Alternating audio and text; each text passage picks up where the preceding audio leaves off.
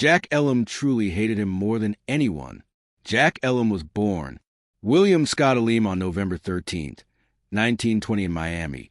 Arizona was one of Hollywood's most recognizable and unforgettable character actors. From his earliest years, Elam showed an interest in storytelling and performance, traits that would later define his long and illustrious career in film and television. After serving in the United States Navy during World War II, where he developed a sense of discipline and resilience, he pursued a career in acting, studying at the University of Southern California. Elam's striking physical appearance, particularly his distinct misaligned eye, initially set him apart in the world of Hollywood. Rather than seeing it as a disadvantage, he turned it into a hallmark of his persona, creating a naturally menacing or quirky presence that became his trademark on screen. Elam's career spanned over 5 decades, during which he appeared in more than 200 film and television roles.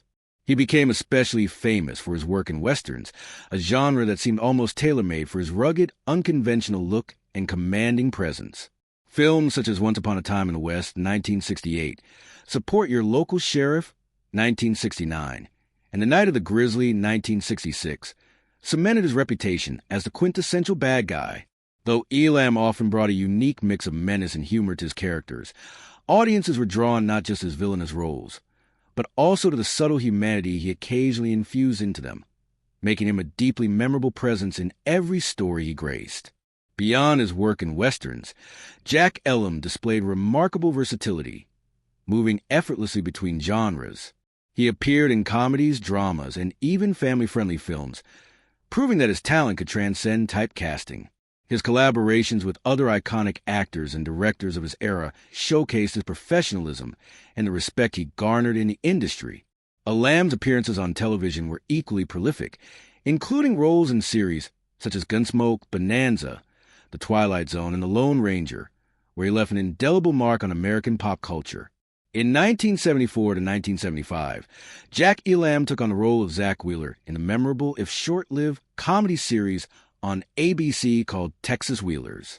On the show, Elam played a rough-edged, long-lost father who suddenly reappears in the lives of his children when their mother dies.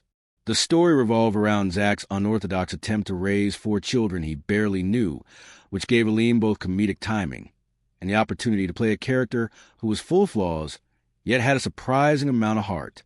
Even though the series lasted only 8 episodes, it was notable for pairing Elam with future stars such as Mark Hamill, who would go on to worldwide fame as Luke Skywalker in Star Wars, and Gary Busey.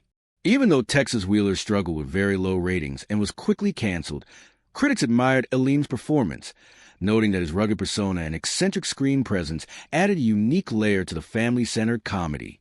Elam continued experimenting with unusual roles on television, well indicative of his willingness to step outside the gritty western and villainous-type casting that had defined much of his earlier career. In 1979, he appeared in the CBS sitcom in an unlikely role of Frankenstein's monster, Struck by Lightning. The quirky comedy follows the story of a scientist who discovers that his ancestor is Dr. Frankenstein, and by a series of comic events, ends up living with the monster. Elam, with his distinctive facial features and offbeat charm, was naturally poised for this kind of bizarre role to blend humor with the silliness of playing a legendary horror figure in a light-hearted sitcom. Unfortunately, the show never found its audience and was canceled after only 3 episodes. The remaining 8 episodes were never aired in the United States. Curiously, all 11 episodes eventually aired in the United Kingdom in 1980, and with that, British audiences were able to see Elam's unusual comic turn that still remains a sort of curiosity in his long career. Even in the 1990s, Elam continued to make appearances that highlighted his versatility.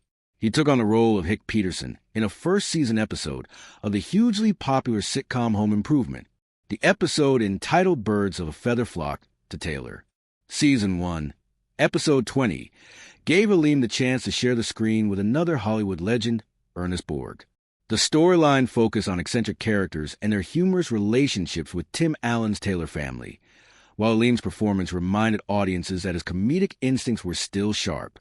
In minds which remembered him as a menacing outlaw in westerns, the sight of Elam bringing laughter to a modern family sitcom highlighted just how broad his acting range truly was. On the big screen, Elam further cemented his reputation for eccentric comedy with his role as Dr. Nicholas Van Helsing, a self-described crazed proctologist, in the 1981 action comedy blockbuster, The Cannonball Run.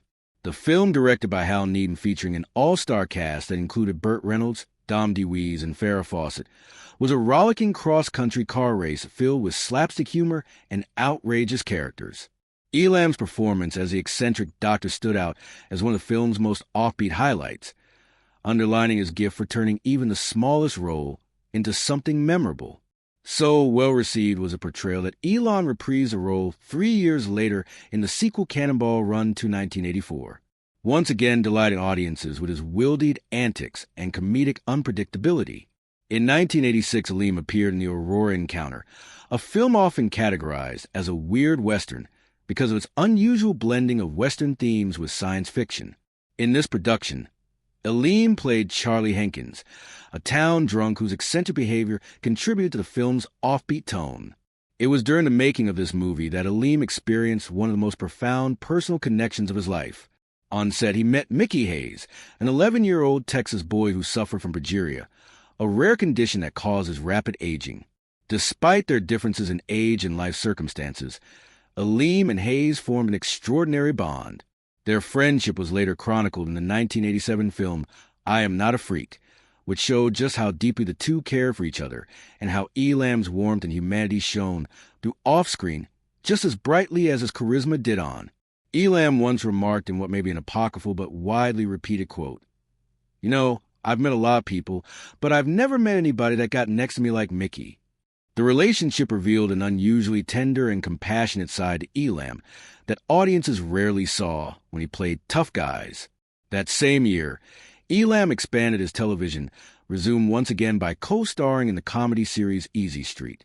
He played Alvin Bully Stevenson, the down-on-his-luck uncle of Lonnie Anderson's character L.K. McGuire. The show focused on an unlikely living arrangement whereby a wealthy socialite played by Anderson shares her lavish home with her blue-collar relatives, creating plenty of comedic conflict. AAM's character, with his bumbling yet endearing qualities, was a natural source of humor. Though Easy Street was short-lived, Elam's presence helped elevate the sitcom, and his pairing with Anderson provided audiences with a fun dynamic between Hollywood glamour and rough-edge charm. In 1988, Elam teamed up with country music legend Willie Nelson in the made-for-television Western movie Where the Hell's That Gold? The film, which also starred Delta Burke, was a comedic Western romp involving a treasure hunt, double crosses, and larger-than-life characters. Elam's role allowed him to return to familiar Western territory, but with a comedic twist that had become one of his trademarks. His chemistry with Nelson added to the film's appeal, with both men bringing relaxed, easygoing energy to their performances. Elam's long and distinguished career received formal recognition in 1994 when he was inducted into the Hall of Great Western Performers at the National Cowboy and Western Heritage Museum in Oklahoma City, Oklahoma. This honor placed him alongside some of the most respected names in the history of Western film and television.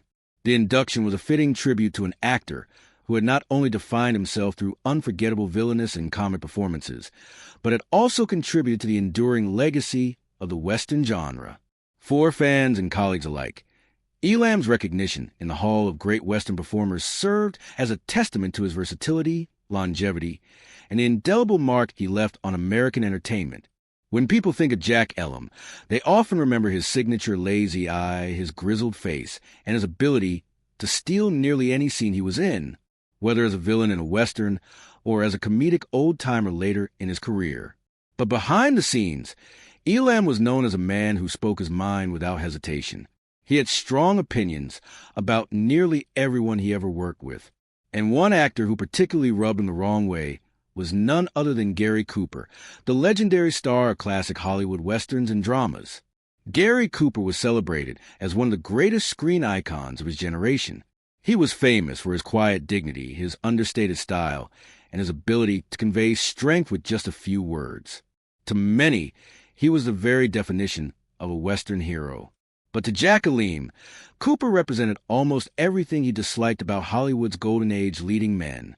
Elam believed that Cooper had been overrated and that his supposed natural acting was little more than, as Elam once said, standing around and mumbling while everyone else did the work. Elam would often tell stories in interviews or on film sets about his less than flattering experiences with Cooper. Gary Cooper never impressed me. Elam reportedly said he was always just there.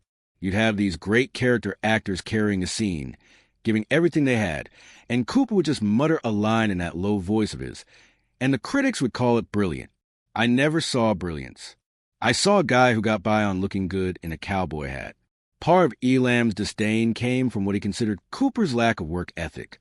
While Elam himself worked tirelessly to perfect even small roles, often showing up on set early and staying late to go over dialogue, he claimed that Cooper coasted on his star power. If you asked me who I thought was lazy, I'd say Gary Cooper without blinking. Elam once remarked, he didn't rehearse. He didn't push himself. He didn't care if the scene sparkled. He just wanted to get through it and collect the paycheck. Meanwhile, the rest of us were sweating blood, trying to make it all work. Elam also had strong feelings about the way Cooper treated others on set. While Cooper had a reputation among many as polite and reserved, Elam saw him differently. People said he was a gentleman, Elam noted. Maybe if you were a studio head or a pretty actress. But if you were just some working character guy like me, he didn't bother with you. He barely acknowledged you. I've got no respect for that. For a man like Elam, who prided himself on being approachable and friendly to everyone from the biggest star to the stagehand, this kind of aloofness was unforgivable. Perhaps most infuriating to Elam was the way Cooper was lionized by critics and audiences, even when, in Elam's view, he gave lifeless performances. Elam thought Cooper's Academy Award for High Noon was one of the most undeserved in film history. You could have put a cigar store Indian in that role and gotten the same performance. Elam scoffed, but because it was Cooper, everybody bowed down. I never understood it. Elam, being blunt as ever, once summarized his feelings by saying Gary Cooper was like wallpaper. He was there. He filled the space, but you didn't notice him unless someone told you to. And yet somehow he became this giant of cinema.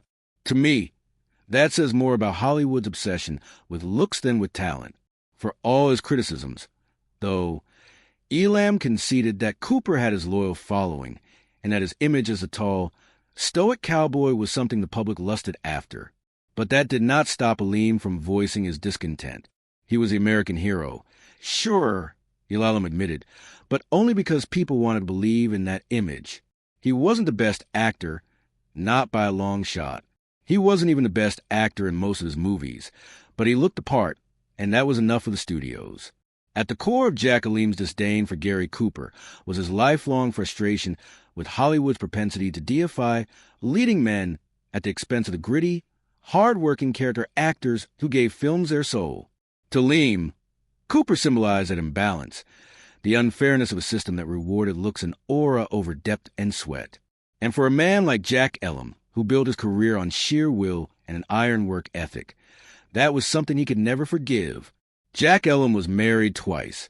First to Jean Louise Hodger from 1937 until she passed away due to colon cancer on January 24th, 1961. 7 months later in 1961, August 1961, Elam married again, then to Margaret M. Jennison,